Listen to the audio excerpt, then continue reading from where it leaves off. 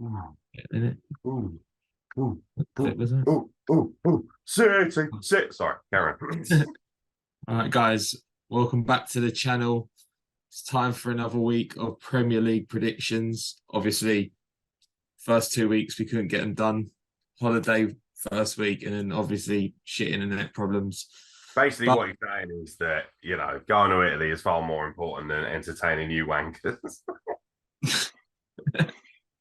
nah, I didn't say that. A little bit true, but we're joined again by our resident football genius, Aeron Nix. As always, it's a pleasure to have you, mate. My pleasure, mate. Absolutely.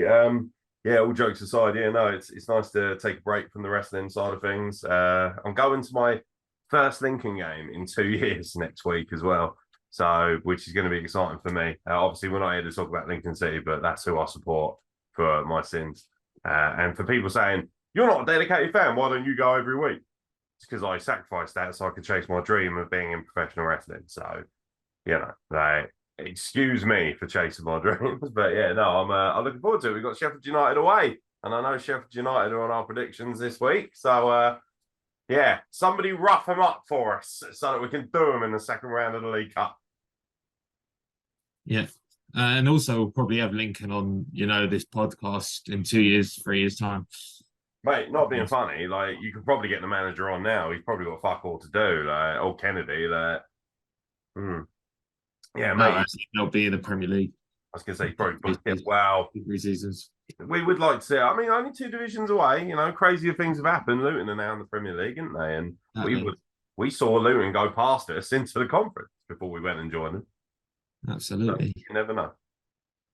And speaking of Luton, Oh they're yeah, in our first game of the weekend. They're taking on Chelsea tonight, and go on Luton. it's a bit of a weird one here. Chelsea obviously 1 point from their first two games. They looked pretty good against Liverpool, but a defeat and the world's crashing down already on Chelsea, and it's the expectations with Chelsea as well. A lot of money spent, and that's what Pochettino is going to learn. It's performances and wins pretty much every week, or it's doom and gloom at Chelsea. Yeah, to be honest, right? Like if Chelsea hadn't spent all that money, nobody would have batted an eyelid at them losing to a team like West Ham. But I think what makes me nervous, if I'm a Chelsea fan, what makes me nervous so far is the fact that they spent almost £1 billion in what, a year? And I do not see a single player who is of world class caliber on their team. I think actually the most consistent and reliable player they have is what, Thiago Silva, and he was one that was picked up well before that. I'm a little bit, yeah, I'd be a bit, well, I would be nervous, but it's Chelsea, so I don't really care. That being said, I think they're going to absolutely humble Luton's bumholes tonight. I do. I think they're gonna turn Luton over. I worry for Luton because they haven't been able to obviously spend much money. I watched them against Brighton, thinking, oh, potential, upset early doors. I thought they might have the Blackpool effect. But Blackpool, even they came in with a bit of quality with players like Charlie Adam, and I don't see anyone in the Luton side who's got enough quality to make an impact at this level. So yeah, I think this is one of those things. Also, losing to West Ham isn't that bad. I know the West Ham didn't have the best season last season. They won the Conference League, the Europa Conference League, but they've actually gone out and invested in good players. The players they brought in are good. Like, are they world class? No. Players like Harry Maguire, who's allegedly still coming in. I don't know if he's sealed the deal yet or not. You've got James Ward-Prowse, who for me is the best dead ball specialist in the world, or at least one, or he's either one or two, depending on how you look at it. It's one of those things where they've actually got an incredible amount of quality in their side, and they massively underperformed last season. So them beating Chelsea 3-1 isn't a massive upset to me. However, Chelsea, having a man advantage, having so many skillful or allegedly quality players with the amount of money they spent, that's where it starts to become like, what the fuck have you done? How have you lost to West Ham when you spent all that money on a squad? That being said, I've got Chelsea to win 4-0. Yeah, I think Chelsea win this game quite comfortably as well. I'm going to say 3-0 to Chelsea. So our second game of the weekend is tomorrow, early kickoff. Bournemouth entertaining Tottenham. Bit of a shocker here from Tottenham, getting the draw against Brentford first weekend, but second half against Man United looking really good. I think first half, I think Man United were a bit unlucky to kind of not score. They should have scored 2 or 3 goals in that first half, but Tottenham put them away very convincingly in the second half, and it's a good sign for Tottenham early on that they could pick up a very good result against Man United. I must admit, Tottenham look really good under unpronounceable Australian manager's name. I'm not going to try it. Costi, never mind. Anyway, yeah, basically he's really good. One thing I like about him is how positive he is in his style of football. That's something that Tottenham have been absolutely, lambasted for. Isn't it funny? They finally lose Harry Kane, and now they're playing the offensive kind of football that he would love to be a part of. I reckon he'll score 30, 40 goals with this style of football. They're very direct, very forward. The draw against Brentford, to be fair, for anyone who watched it, like I watch extensive highlights of every game. I am a football maniac. Like people think, oh, all he cares about is wrestling. It's like actually the other thing that I love is football. I personally thought that Tottenham played very well in that game, and I felt Brentford deserved quite a bit of credit. And Brentford looked much more dangerous than I think people realise. Again, like, oh, they've lost Ivan Toney, they're going to be shit. He was important, but he wasn't like the key piece. Like without him, they can still play good football. And other players have come through and taken the opportunity and said, yo, fuck it, I'll have some goals. Thank you very much. I think Spurs look very dangerous. I think Spurs pick up a win here as well. I worry about Bournemouth a little bit. I feel like Bournemouth are kind of like Bournemouth for me are going to be in the Everton role that Everton were in last season, where they don't go down based on the fact that other teams are worse. But I do think that they're going to struggle to stay above that line. But to their credit, I watched them against West Ham in the opening game of the season, created a hat full of chances. Their biggest problem is they haven't got anyone proven to score goals. I swear the only person who ever scores when I watch him is Solanke. Other than that, I do worry. With a game like this, it depends. If Tottenham score early, Bournemouth are in big trouble. It could get really out of hand. Bournemouth's game plan will be to, try and contain Spurs as long as possible and maybe catch them on the break. They will get chances, but I don't think they'll get many, and I don't think they'll put them away. Whereas Spurs, I think, will have 20, 30 opportunities probably when it's all said and done, if they're going to play that continuous direct football. The only problem for Spurs is Richarlison is a dickhead. I think that's pretty much universally thought of now, isn't it? Nobody likes Richarlison. Even Spurs fans don't care. And Son is not quite the player he was 2 or 3 years ago. He seems to lack that cutting edge, that cutting finish. We saw that in the World Cup as well, playing for Korea. So I'm sitting there thinking, yeah, like, although I expect them to win comfortably here, I think when they start playing bigger sides, teams like Man City in there, unless those guys can have a ruthless edge in front of goal, that's when they're going to fall down. And I think that's what's going to stop them getting in the top 4. Yeah, but yeah, Tottenham to win. I'm going to say 3-1 because if I probably won't be watching it because I'll be on the road, obviously, as I always am on the weekends. But I reckon Solanke's going to score just for shits and giggles because he just seems to like scoring whenever I mention him. I have no idea why. Yeah, I'm 100% going to agree with you there. I'm going 3-1 as well to Tottenham. I think they're going to create more than Bournemouth will on the day. And be more ruthless. Simply what you said. I think I 100% agree with what you said there. So the third game, we've got Brentford taking on Crystal Palace, London derby. Brentford, very good in the first 2 games, picked up a win and a draw in their 2 London derbies as well. This is the 3rd straight London derby. They're taking on Crystal Palace, coming off a 2-1 defeat against Arsenal. I don't think they woke up much in the Arsenal game until the red card, and then they started to kind of enjoy themselves. I do worry about Crystal Palace as well in terms of creativity and game plans against maybe some of the bigger teams. I believe this is an opportunity for them to kind of, have an attacking game plan against the Brentford team. But on the other hand, do Brentford see this as another opportunity to put 3-4 past another, mid-table team like they did against Fulham? So, pop quiz for you, Mr. Delanzo. When was the last time Brentford lost at home to Crystal Palace? Probably years ago. 1957. I believe it was 3-0. I wasn't there before anyone starts making wise cracks. I'll tell you who was there, Roy Hodgson. Well, hey! He's well old, isn't it? Probably playing. Did you see Roy in the opening fixture losing his shit and all trying to start a fight? It's just well funny. He's such a moody old bastard now. Although he did give us one of the greatest sound bites of every time when he was like, "Well, I think you're taking a piss." It's like, I just like him. Like, there's something about him that, I mean, obviously, my family supports Fulham, so we used to go to a lot of Fulham games when Roy was the manager there, and he did wonders for Fulham. He really did.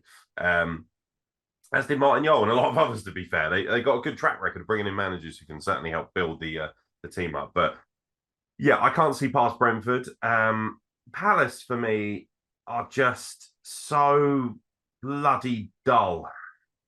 I watched the Arsenal game in full, and it's like you say, they needed somebody to get sent off before they even fancied having a go. And even then, I didn't feel like they truly were going to do anything.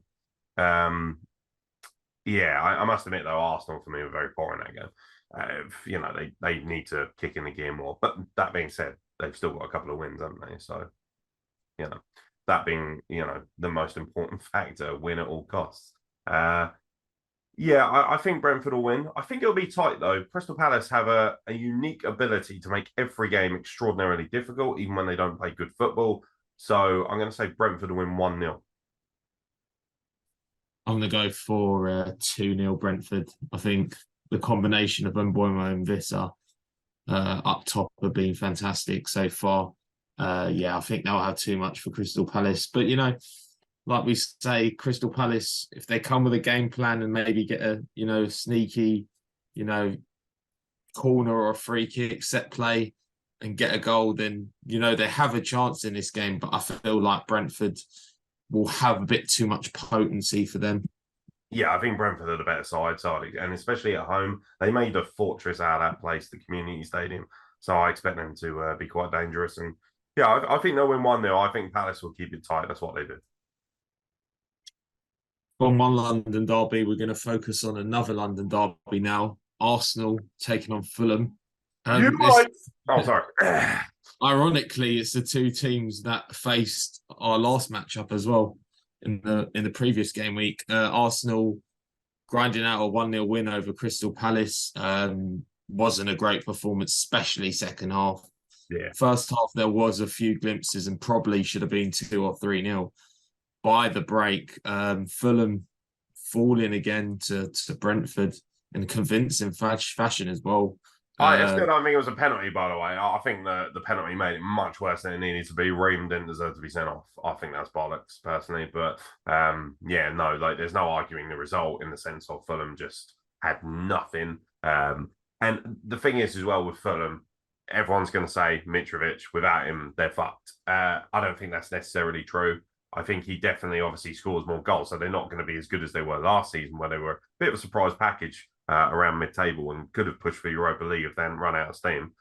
But, I mean, they did the right thing with Mitrovic. They had to get rid of him because he was going to be toxic in the locker room. As soon as that bid came in, they were like, he just became, as most footballers do, a petulant twat. So De Silva was like, yeah, no, we need to get him out and get him out quick. The problem is they need to bring in another striker badly to replace him. Decordova-Reid isn't good enough to be, a 20-goal a season man, not in the Premier League, absolutely not. And they picked up, obviously, El Luchador himself, Jimenez, and he's arguably in the worst form of his career as they picked him up. So I think they were banking a lot on him just kicking into gear. Did have a couple of good chances the last couple of games, but I think he's lost it. He missed an absolute sitter against Everton as well. And Everton, by the way, the Everton game, yeah, they beat Everton, but is that really an achievement? And also, with all due respect, Everton still had a shit ton of chances. They just couldn't score, which was hilarious. And to be fair, Leno also went into prime Dino Zoff mode for a night, which was good fun. So yeah, I fear for Fulham's bums here. I think Arsenal are going to kick in a gear. The only thing that makes me nervous about Arsenal right now, because going into the season with a fully fit squad, I expected them to challenge for the title. Without Jesus, and with Kai Havertz being quite unproven, very similar to Jimenez, he's like a very expensive Jimenez. There's not really a proven goal scoring formula there. They're expecting the midfield to really carry a lot of this weight, aka Saka and Odegaard. And if they don't score, I do worry that Arsenal aren't going to go free flowing. And against teams like Fulham, yeah, you won't on Palace and West Ham and whoever. Yeah, sure, you probably only need 1 or 2 goals max to finish these teams off. But when you play a team like Man City, if you can only score once, you're in big trouble.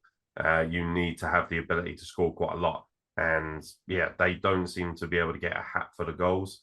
Urian Timber as well getting injured was a fucking heartbreaker. So that fucking sucks too. So yeah, it's one of those things where they'll beat Fulham. They will. They'll beat Fulham. Fulham have a habit of turning up at the Emirates. I don't know if you noticed, because obviously you're a much bigger Arsenal fan than me. Yeah, Fulham have a habit of tipping up at the Emirates and making things difficult. They always give it a go. So I'm going to say 2-1 to Arsenal, just because Arsenal don't score as many. But this is the game where Arsenal need to kind of kick in the gear, and they need to kind of prove to people, yeah, we can score goals and we can put these teams in the ground, because that's something Man City are going to do ad nauseum. They're going to batter teams like Fulham, and Arsenal need to prove that they can batter them as well to keep pace. But Arsenal definitely to win. Yeah, I agree with you. I think Arsenal are going to pick up the win here. I've gone for 3-1. I definitely agree with what you're saying as well. It's going to be interesting to see how these two teams kind of, heed the words of their managers as well, because I believe that Marco Silva's going to say, look, listen up, we've got to be a lot tighter, a lot more compact, because as you said, Everton had a lot of chances and Brentford certainly had chances as well. Arsenal, first 2 games as well, the first half has been pretty good, but the second half has been abject. Nottingham Forest, they didn't really have many chances, but they had a lot more joy in that second half, and so did Crystal Palace. Although no Tomiyasu though, no Tomiyasu. Yeah, Man. He's which, to be yeah, honest, am I the only one who thinks he's rubbish? yeah. He's I don't think a he's. lot of He's people. A very lot of much people a backup always, player. He's got backup written all over. His errors. I think he's a solid player, but I don't Bench think he's an boy. Arsenal caliber starter. He's not a starter on I mean, he's a better than Cedric, but that's not saying much, is it? yeah, Like, yeah. Cedric the Entertainer would have done better than that geezer. For me, yeah, no. The only thing that does stand out, Gabriel Jesus is apparently set and should potentially start, which is good to see. He needs to stay fit for Arsenal to have a chance to win a title, I think, or at least a trophy. And also, obviously, Tim Ream is suspended after getting sent off last week, and that's a big blow for Fulham, because he's easily their most stalwart and consistent defender. So without Tim Ream, I think Jesus could really have a good time. And if Jesus is fit, ready to go, and can score, a brace or maybe even a hat trick in a game like this, he's going to be off to the races immediately, and that's what Arsenal need. So fingers crossed from an Arsenal perspective that Gabriel Jesus is going to be firing. From a Fulham perspective, for my family, well, batten down the hatches and wait for next week, I guess, because it ain't happening this weekend. Yeah. So moving on now to 2 teams who have had a bit of an indifferent start to the season. Man United against Nottingham Forest. Oh, mate. United haven't looked good. I mean, even in victory in the first week, they took on Wolves. What did I tell you, by the way? Do you remember our little preview for the season? And I said Mason Mount is the most overrated player ever, and everyone was going, "Oh, you don't know anything about football. Mason Mount's fucking amazing." Now, admittedly, small sample size, he's done jack shit so far in a Man United jersey. Jack shit. He didn't have a single attempt on goal in the first game. What? Rubbish. Massively overrated just because he's English. If he was French, everyone would say he was shit, and they wouldn't have even bought him. He's English. He's wank. Man United, by the way, it is glorious to see them struggling a little bit, and I hope that continues. I don't care. Yeah, I think Man United have made a lot of errors in the transfer market this season as well. Mason Mount, 60 million as well for him. The thing is, I'll say this about Kai Havertz as well, but he's actually looked all right in the midfield. I don't think he's a striker. I think he's He's a creative worked player, all isn't right he? in midfield. That's where he But plays for Germany. In the German team, he's a creator. And that's what he should be doing for Arsenal. He should be roaming around Odegaard and Rice and just kind of just let him shift around and do his thing and let him play freely. The more freely he plays, the better. But yeah, United, ha ha ha. Although yeah, they will be Nottingham Forest. They will be yeah, Forest. Yeah. I Yeah, think Forest have fun. Forest Brennan Johnson, just the target of Chelsea, apparently, and then they said no, didn't they? And they were like, oh, actually, no, we're not interested. What do you think? Brennan Johnson, do you think he should get out of Dodge while he's got the chance? uh, probably, but I don't think Chelsea is the right move for someone at the moment. I think Brennan would be better off going to a team like. If I was a team like Fulham would be a good place for someone like Brennan Johnson because he's guaranteed game time. He won't get in the squad for the bigger teams. He just won't.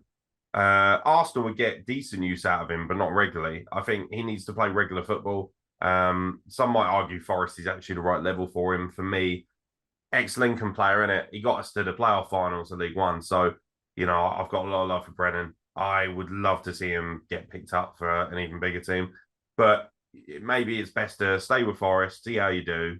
And then, because if he can score 15, 20 goals, because he assists quite a lot. So if he gets, say, 10 goals, 15 assists by the end of the season, I know that's a big number to ask of him. But if he has a good season, he's probably, if they get relegated, he's going to get picked up by a Premier League team anyway. They're going to be like, yo, we're not letting him go down to that league. There's no way he's going to be starting for Forest, not a chance.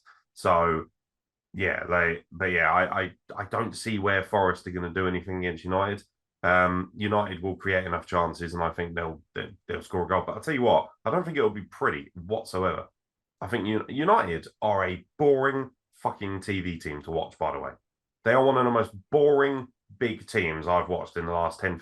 It's always been the case. And ever since the old guard, the '99 era.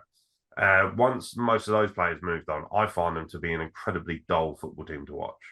I do. I think Ten Hag especially has got them playing a very kind of negative brand of football at the moment. And that's surprising because Ten Hag is normally regarded for his blusterous and beautiful football, especially in Holland. Or the Netherlands. United to win 1-0. Boring. Yeah, It's going to be it's a boring as shit. lethargic style. It's a very lethargic style of football at the moment at Man United. I do think they're going to win as well. But I'm going to sneak in a Nottingham Forest goal. I think for me, they should play Aeron Nix. You'll have to sneak it in because their players ain't going to. Al, From a bucket. Forest. Run out this weekend. For me, being fantastic for them. Bagged against Arsenal. I think he scored as well last weekend as well. He's a real hatful up front. He's a real, nuisance. He's a very good player as well.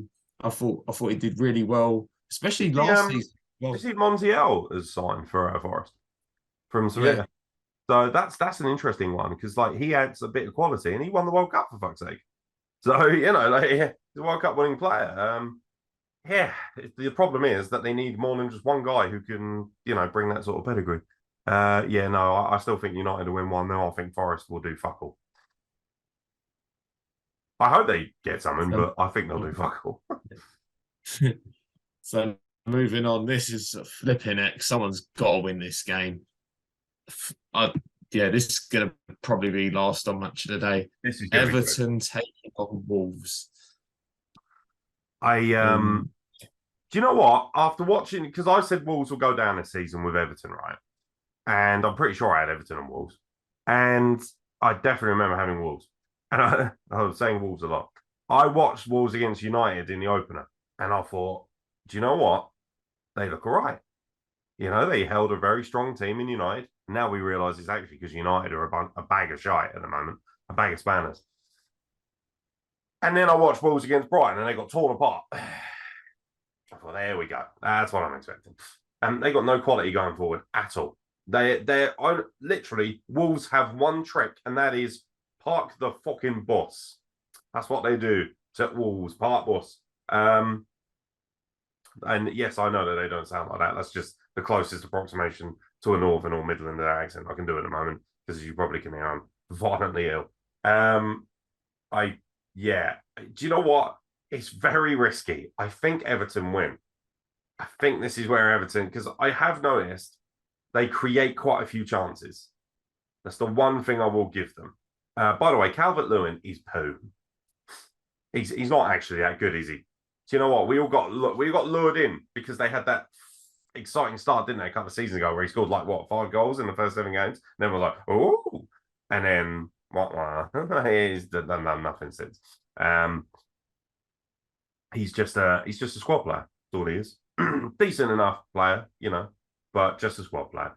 But I think Everton win this game, and I think it's going to be dreadful, and I think it's going to be.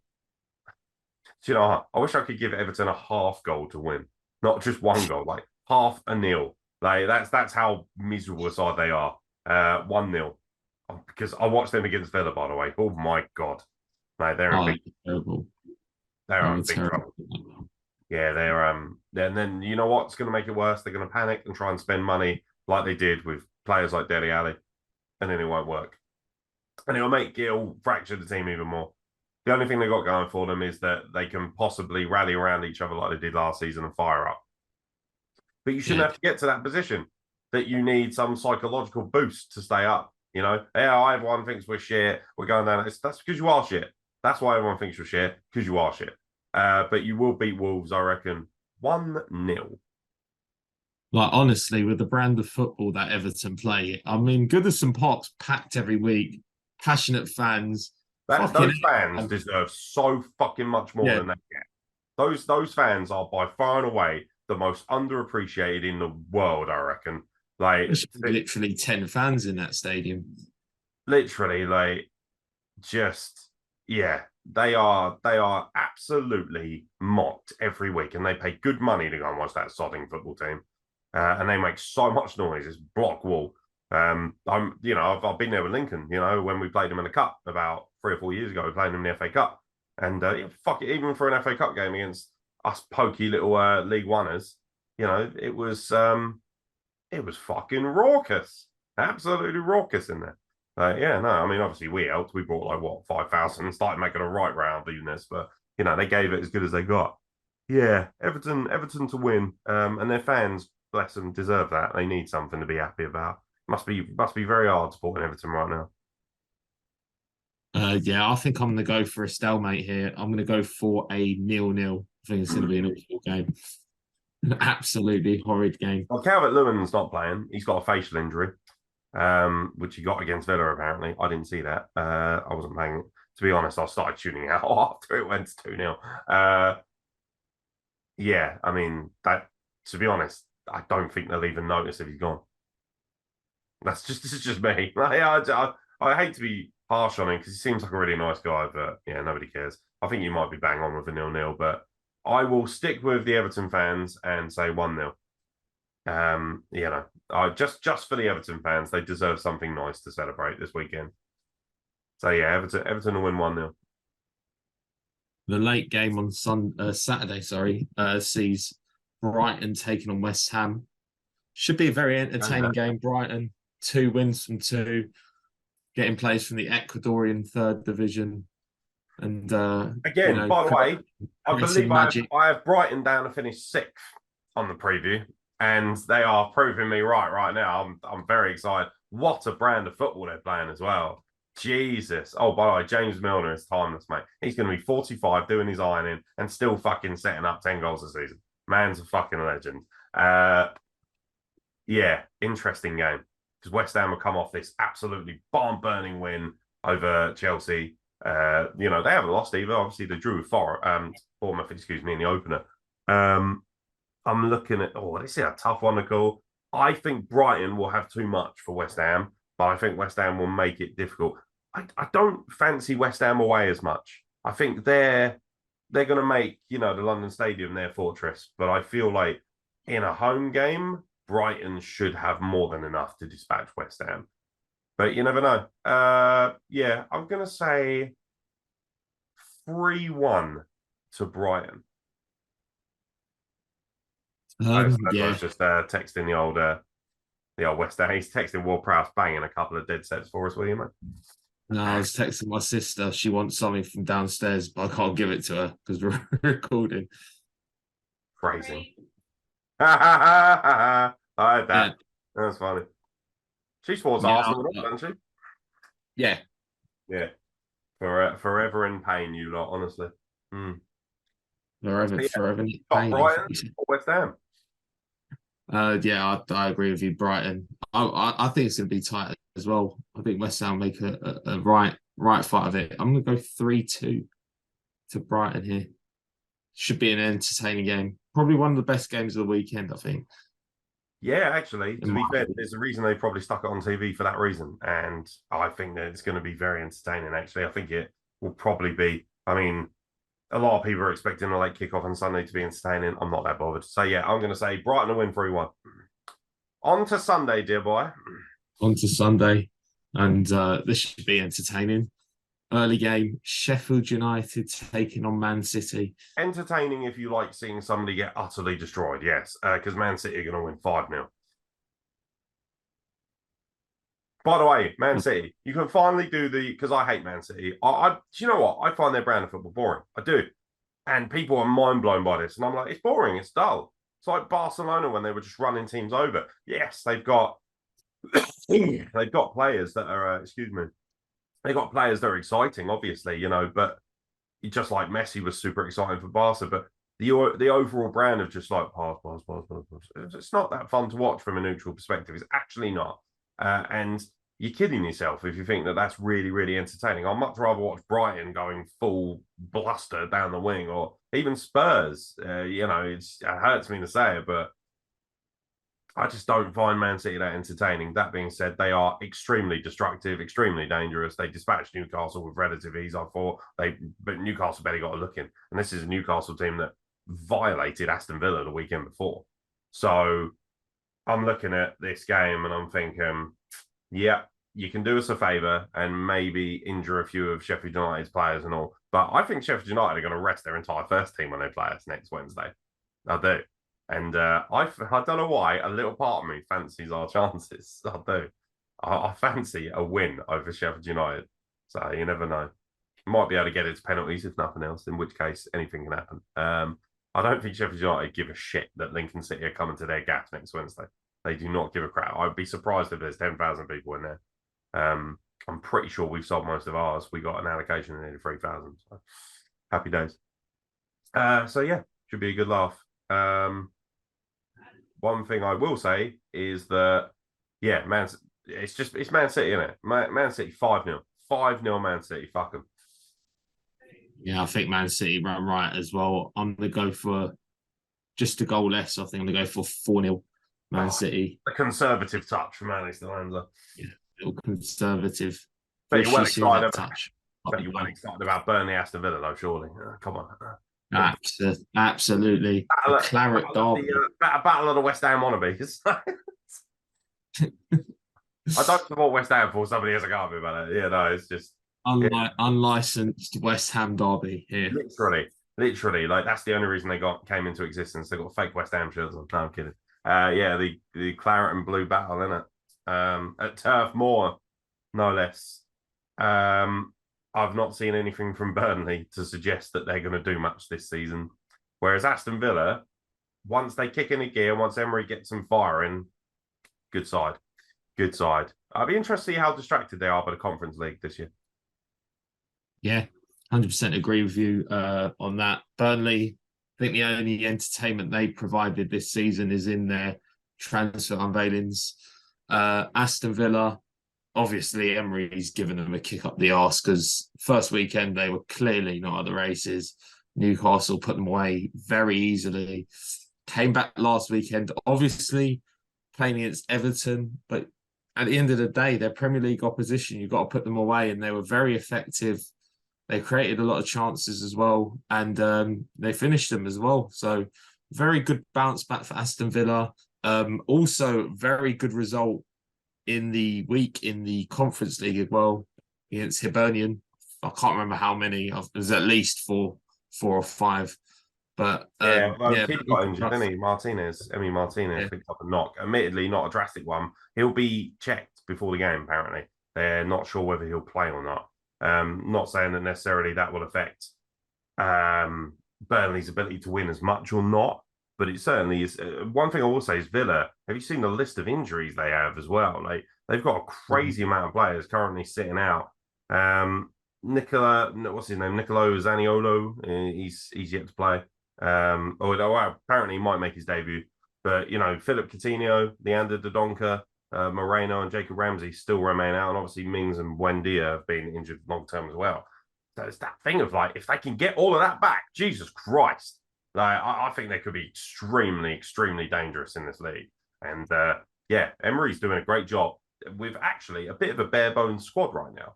So fingers crossed. I think they'll have enough to beat Burnley. I think Burnley will make it difficult. By the way, these teams have drawn at least once with each other in the past 6 years that they've met in the Premier League, at least once. So odds on would say a draw. I'm going to say Villa squeeze it 1-0. I think Aston Villa win quite convincingly. I think they've got more quality than Burnley. I'm going to go 2-0 to Aston Villa. You think they're going to give him a bloody good humbling, do you? Yeah. A little bit of humble pie.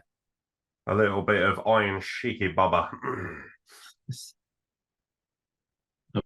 We've finally come to the final game of the weekend. Newcastle taking on Liverpool. Both teams, getting different results last weekend, sorry. Liverpool picking up the win with 10 men. Newcastle falling to a 1-0 defeat, but it was a very convincing 1-0 defeat against Man City. Didn't really get a kick in that game, but how do you see that one going? How do you see Newcastle reacting to playing lesser opposition? Well, I think they're going to win this game as well. I like Newcastle. To be fair, most teams are going to get smothered by Man City. One thing I will say is they did restrict Man City's opportunities as well. That being said, Haaland missed an absolute assist, which was very amusing from my perspective.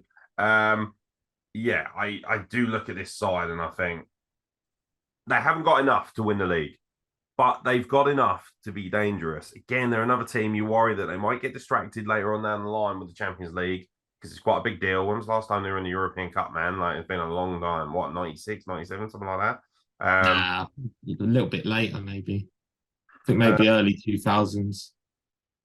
Oh, was it? I thought Keegan was like the last time they would have been in the European Cup. And maybe under Bobby Robson, maybe. Oh, yeah, potentially. But either way, it's been a while. It's been a while. 2004, maybe? Joe Linton's available. 2004, really? Is that the last time that they were in the Champions League? I believe around then. I find that really hard to believe. Somebody message in and let us know. I find it hard to believe. Like I could have sworn I haven't seen Newcastle win there since the Keegan era. I know they played a lot of Europa League games. I'll try and find out when Newcastle were last in the Champions League. Get on the old Google, sunshine. I think Newcastle win this game.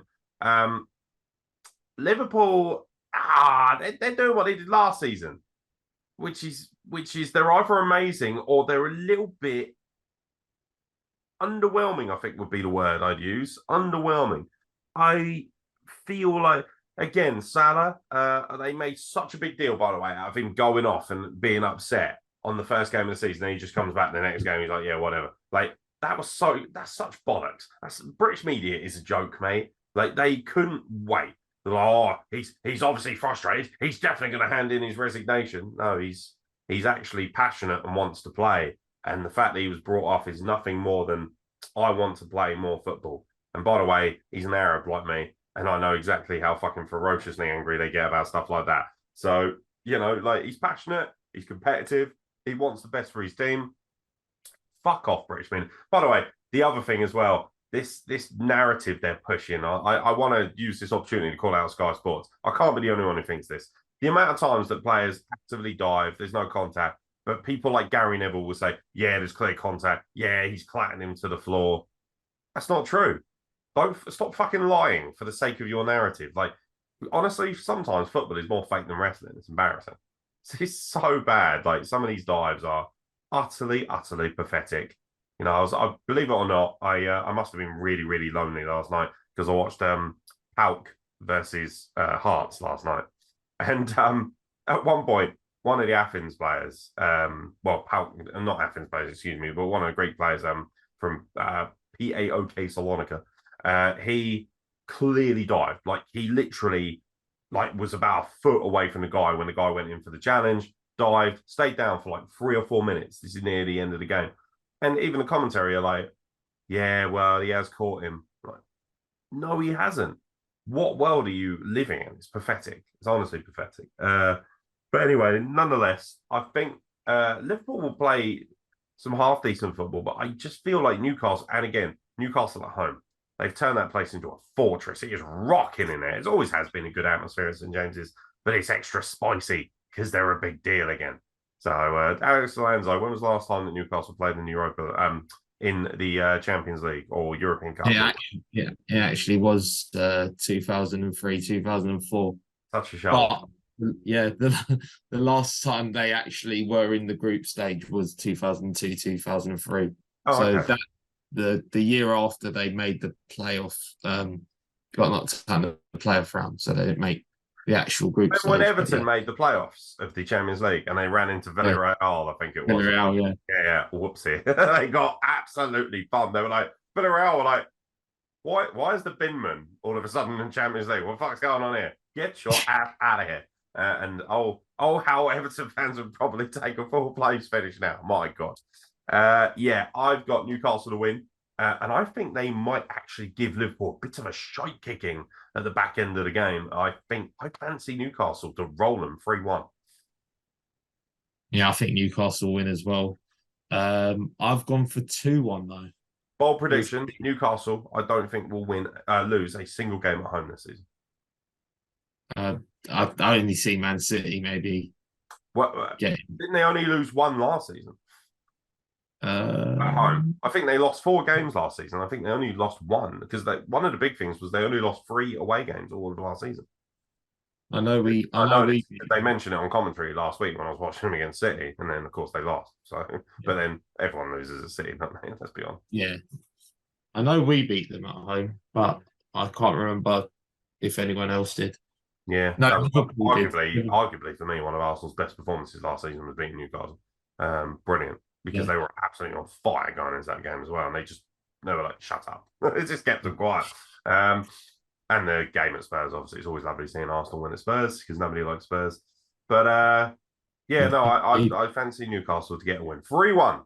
3-1 to Newcastle. Somebody write them down because I can't be asked to go back and watch it and write them all down. I should have written them down, shouldn't I? Yeah.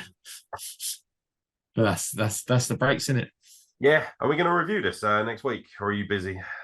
Yeah, we can do that. Are you busy supplying the world with extremely, uninspiring women's fashion? I don't do the women's stuff. Are you still working there, by the way? Yeah.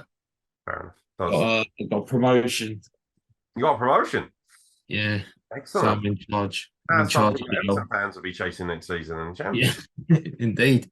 Happy days. There you go. We can always bring back the football. Yeah, no, it's going to be good. I'm looking forward to watching the highlights because I'll be so fucking busy. I won't have a chance to see any of it live. So I'll be watching it probably on the road. So yeah, I literally have no time off at all this weekend. So even just watching match of the day is going to be a bit of a fucking tricky task for me. Might end up watching it in the car while I'm driving. Drive responsibly. But yeah, no, I won't be. I'll probably just listen to it on the radio like an old man on Radio 5 Live. Because TalkSport can suck my balls. Yeah, no, it should be a good weekend of football. Thank you very much for having me on, mate. It's always a pleasure having you on to provide your insights. Guys, remember to always like and subscribe, and also drop your predictions as well. That's one thing we would like to hear. You know, we have everyone on Twitter or Facebook or Instagram talking about ball knowledge and stuff. Write down your predictions and we'll see how you guys do. And yeah, we'll catch you in the next episode. Up the Imps. We're going to do them, mate. We're going to do them. 1-0. 1-0 in the cup.